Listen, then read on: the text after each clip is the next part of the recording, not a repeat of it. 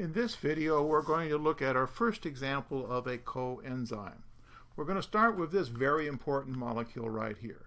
What is it? Well, it ought to be recognized by all of you who have studied biology. This is ATP, adenosine triphosphate. On the right part of the molecule up here is adenosine. Adenosine is one of the bases of DNA. It's the A of the genetic code. In this particular case, the adenosine is attached to this triphosphate anion.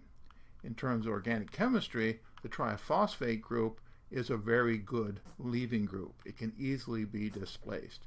And the reaction we want to talk about, this is going to react with the amino acid methionine. Now, methionine can act as a nucleophile.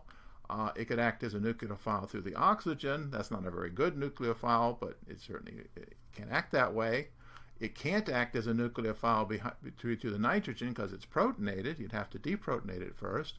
But the sulfur center over here is very nucleophilic. Sulfur is a great nucleophile. So what can happen is that the sulfur can reach over and displace the triphosphate, and you make this new molecule, which of course has this sulfur with a positive charge.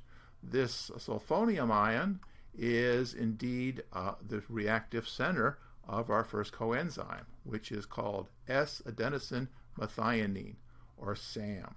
SAM is used for all kinds of reactions that transfer a methyl group to some willing substrate. Let's look at a simple example.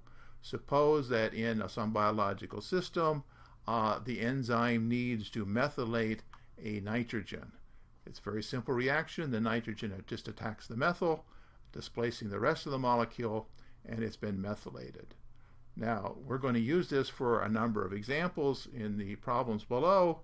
It's too much to draw out all of SAM, so we'll just draw out the sulfonium ion and abbreviate the two halves of SAM with R groups. So I want you to use this group here to work the problems below.